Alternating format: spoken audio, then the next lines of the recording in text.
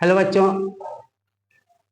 आज मैं 10 का एक फिजिक्स का सबसे इम्पोर्टेंट जो जो टॉपिक है, प्रकाश का अपवर्तन, ये बहुत ही इम्पोर्टेंट है।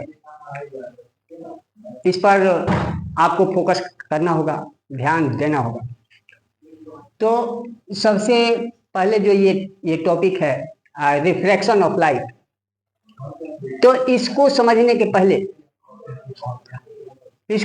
पहले हमें कुछ माध्यम की आवश्यकता, माध्यम को समझना पड़ेगा। क्योंकि जो जो प्रकाश है वो तो माध्यम और बिना माध्यम में गमन कर सकती है, लेकिन ये अपवर्तन की जो घटना होती है वह माध्यम में ही होता है। तो सबसे पहले माध्यम को हमको समझना पड़ेगा कि पारदर्शी माध्यम दो प्रकार के होते हैं। एक सघन होता है और एक विरल माध्यम होता है।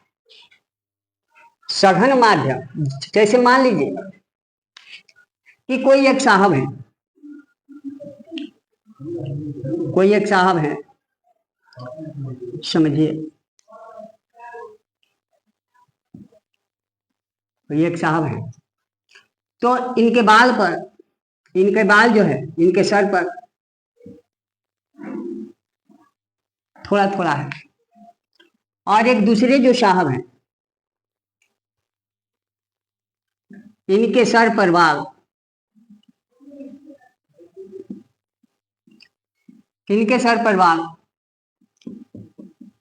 काफी पास पास है।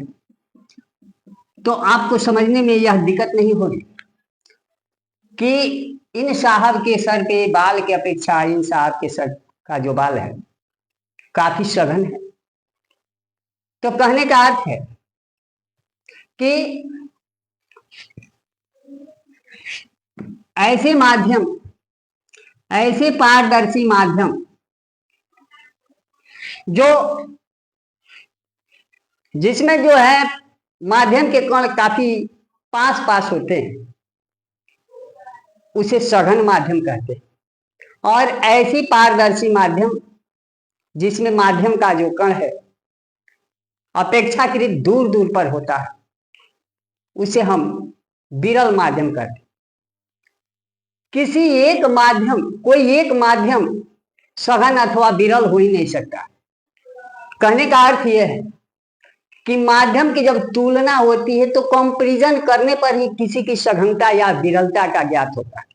जैसे मैं कह दूं कि कोई एक बच्चा है, क्लास में बहुत तेज है, तो उसकी तुलना दूसरे बच्चों के साथ किया जाएगा, तब उसके तेज या मंद होने का ज्ञात होता है।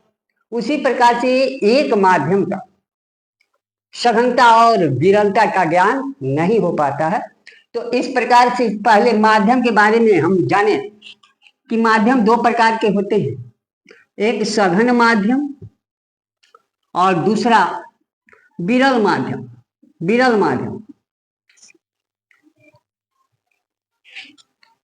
डेंसर और रेयरर, डेंसर मीडियम और रेयरर मीडियम।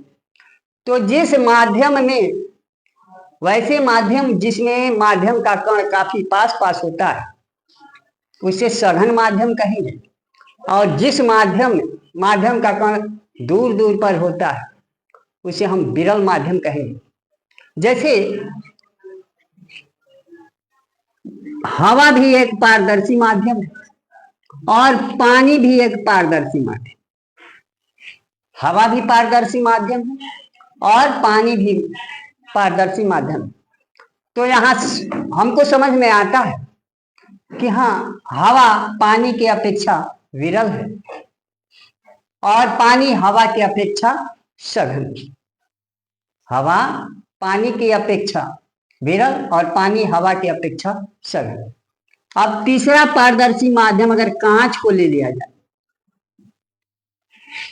अब यही पानी जो है कांच की अपेक्षा क्या हो गया, बता सकते हैं? हाँ दोस्तों, पानी जो है कांच की अपेक्षा विरल हो गया और कांच पानी की अपेक्षा सघन है। यही पानी हवा की अपेक्षा क्या था, सघन था और यही पानी कांच की अपेक्षा विरल हो गया। इस प्रकार आप लोगों के अंदर से यह भ्रम दूर हो गया होगा कि कोई माध्यम अकेले सघन अथवा विरल नहीं हो सकता है। अपेक्षाकृत सघन भी हो सकता है और विरल भी हो सकता है। तो आइए आगे हम लोग बढ़ते हैं कि ये जो अपवर्तन की घटना होती है, अपवर्तन किसे कहते हैं? What is refraction of light? अपवर्तन क्या है? ये पहले क्वेश्चन आ भी सकता है, आया हुआ भी है कि अपवर्तन किसे कहते हैं, अपवर्तन किसे कहते हैं?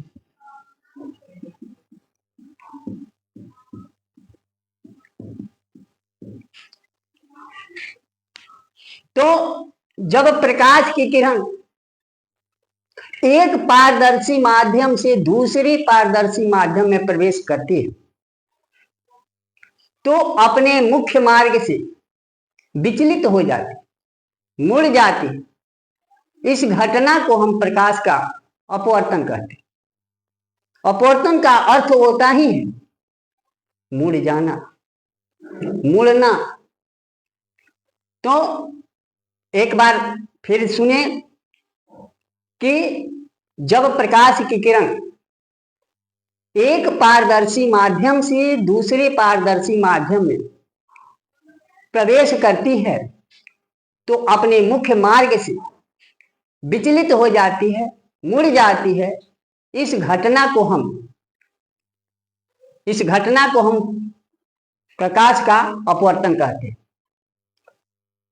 तो लिख भी देते हैं इसका आंसर क्या होगा। जब प्रकाश की किरण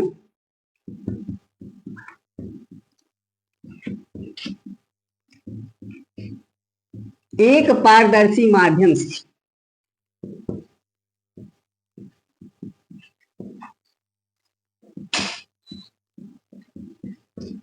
दूसरे पारदर्शी माध्यम में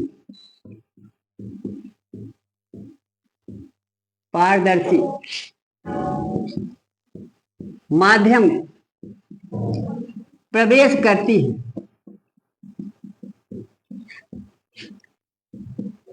तो अपने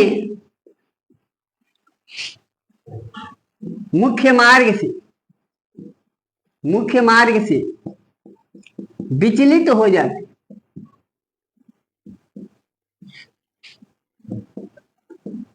है। इस घटना को प्रकाश का अपवर्तन कहते हैं।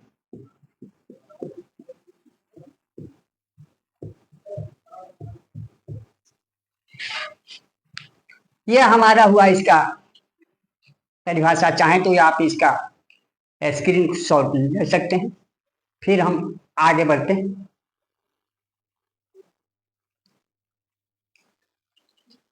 तो अब यह प्रश्न उठता है कि यह जो अपवर्तन की घटना होती है यह किन स्थितियों में होता है, क्यों हो जाता है, क्यों होता है और कब अपवर्तन की घटना नहीं होता। तो दोस्तों, जब प्रकाश की किरण विरल से सघन में या सघन से विरल में जाती तो यह घटना होती। यह घटना होने का कारण यह है कि जो प्रकाश होता है वह भिन्न भिन्न रंगों का एक मिश्रण होता है और भिन्न भिन्न रंग के जो प्रकाश होते हैं उनका हवा में या कांच में या पानी में चाल अलग अलग होता है, अलग अलग चाल के होते हैं। इन्हीं कारणों से अपवर्तन की घटना होती है। अब चलिए कि प्रकाश की घटना कब नहीं होती है तो इसके विषय में हम जाने।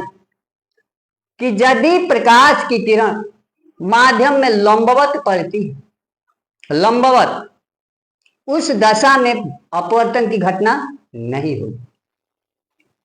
दूसरा कारण, दूसरी स्थिति,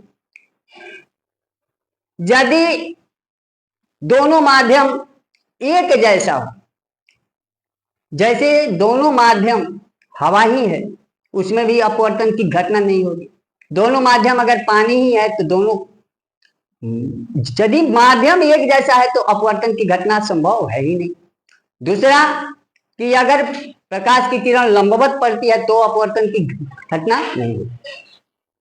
इन स्थितियों में अपवर्तन की घटना होती ही नहीं।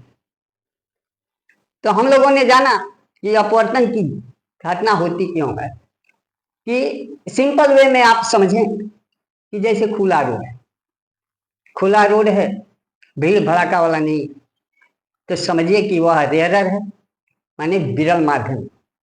उस पे आपको दौड़ने के लिए कहा जाए तो आराम से आप सीधे जाइएगा, मुड़ने की आवश्यकता नहीं। लेकिन वही कोई भीड़ भाड़ वाले इलाके में आपको दौड़ने के लिए कहा जाए तो आपको मुड़ मुड़ के जाना पड़ेगा, क्योंकि जैसे आप जाएंगे कोई आगे आ जाएगा, फिर आपको बच के मुड़ना पड़ेगा। तो कहने का अर्थ है कि जब सघन एक माध्यम हो, एक विरल माध्यम हो, तो आपका मार्ग जो है, मुख्य मार्ग, वो छोड़ना पड़ सकता है, इसलिए अपवर्तन की घटना होती। अब थोड़ा सा देखा जाए यहां कि मान लीजिए कि एक माध्यम यहां हवा है, एयर है, और दूसरा पानी है, तो हवा पानी की अपेक्षा विरल माध्यम और पानी हवा की अपेक्षा सघन माध्यम। अगर प्रकाश की किरण विरल माध्यम से सघन माध्यम में प्रवेश करती है तो क्या होता है, ये हमारा नॉर्मल है, अभिलंब हो, तो ये इसका मार्ग होना चाहिए, ये मार्ग होना चाहिए, लेकिन यह अपने मार्ग से विचलित होकर के इस दिशा में नहीं मुड़ गई। तो कहने का अर्थ है, और दूसरी स्थिति हम ये देखें कि अगर पानी है ऊपर और हवा नीचे, कहने का ये है सघन माध्यम और ये विरल माध्यम। तो सघन माध्यम से यदि किरण विरल माध्यम में आती है तो इसका मुख्य मार्ग ये होना चाहिए, लेकिन ये और दूर भागे। तो कहने का अर्थ यह है कि यहां पर हम पाते हैं कि जब प्रकाश की किरण विरल से सघन में प्रवेश करती है तो लंब की ओर मुड़ जाती है। ये ध्यान देने योग्य बातें हैं, इस बात को आप लोग अपने दिमाग में रख लीजिए कि जब प्रकाश की किरण विरल माध्यम से सघन माध्यम में प्रवेश करती है तो लंब की ओर मुड़ती। दूसरा कि वही किरण अगर सघन से विरल में प्रवेश करती है तो लंब से दूर भागती। याद हुआ, जब प्रकाश की किरण विरल से सघन में प्रवेश करती है तो लंब की ओर मुड़ती है, और जब प्रकाश की किरण सघन से विरल में प्रवेश करती है तो लंब से दूर भागती है। इस बात को हमेशा ध्यान में रखना चाहिए। यह ऑब्जेक्टिव प्रश्न आते हैं कि ऑब्जेक्टिव प्रश्न पूछे जाते हैं कि जब प्रकाश की किरण विरल माध्यम से सघन माध्यम में प्रवेश करती है तो ऑप्शन नंबर में 1 लंब से दूर भागती है, 2 लंब की ओर मुड़ती है, 3 सीधे निकल जाती, 4 इनमें से कोई नहीं। तो यदि आपको याद है तो आप ऑप्शन मार दीजिएगा कि लंब से दूर भागती, दूर नहीं, लंब की ओर मुड़ती है, क्योंकि विरल से सघन में जब प्रवेश करेगी तो लंब की ओर मुड़ेगी, और सघन से विरल में जब प्रवेश करेगी तो लंब से दूर भागेगी। इस पर ऑब्जेक्टिव प्रश्न आते हैं, इसलिए आपको ध्यान से इसको समझना होगा, रट्टा मारने की आवश्यकता नहीं है, आप लोग समझें अच्छा से। अब कुछ इसके नियम होते हैं, जैसे हम लोगों ने रिफ्लेक्शन ऑफ लाइट, प्रकाश का परावर्तन में जो नियम था उसके जैसा ही अपवर्तन के भी कुछ नियम होते हैं। तो आइए आज हम अपवर्तन के नियम को जानते हैं। अपवर्तन के दो नियम होते हैं। अपवर्तन के नियम, अपवर्तन के नियम, चाहे प्रकाश का परावर्तन हो या अपवर्तन, कोई भी प्राकृतिक घटना होती है, कोई ना कोई एक नियम को फॉलो अवश्य करती है। तो यह अपवर्तन भी एक घटना है, इसलिए यह जो है एक नियम को फॉलो करता है, एक नियम का पालन करती है। तो कौन कौन सा वो नियम है? तो पहला नियम है, समझिए कि आपतित किरण, आपतित किरण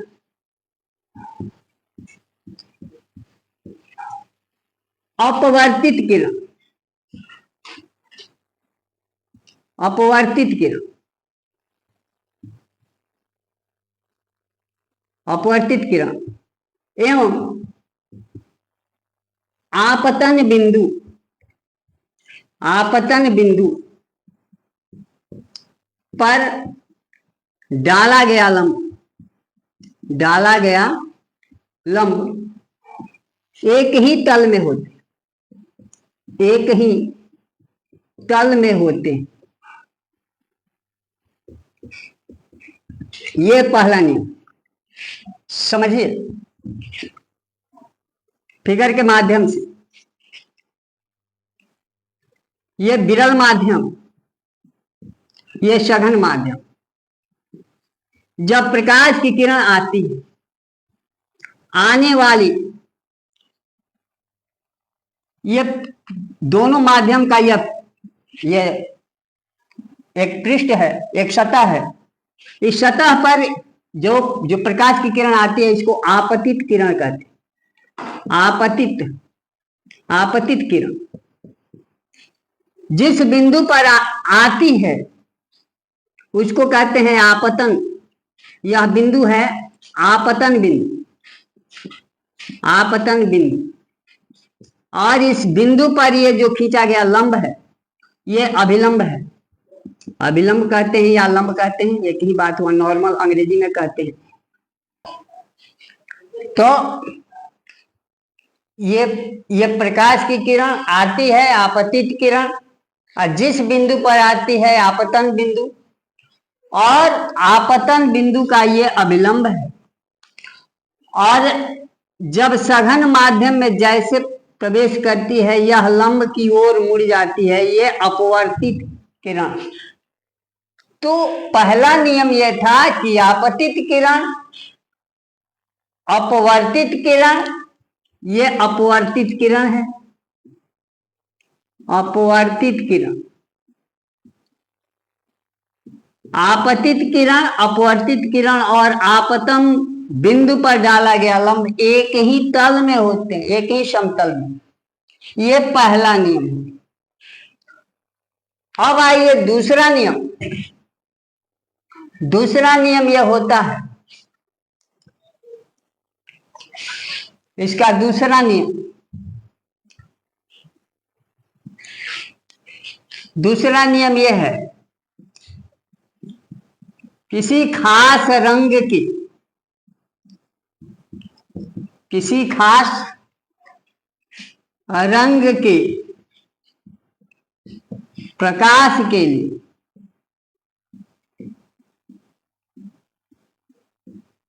आपतन कोण का साइन, आपतन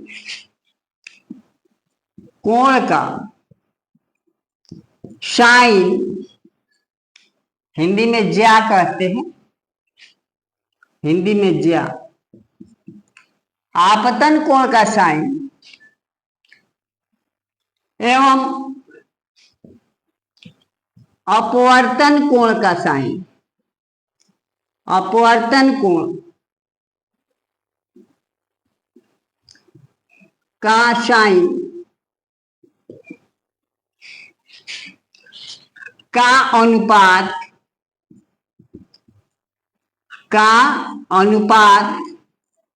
किन्हीं दो माध्यमों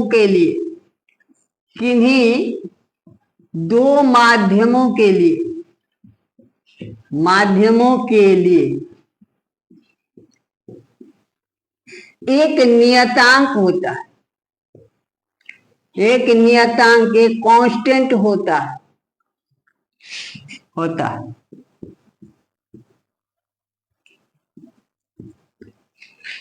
इस नियम का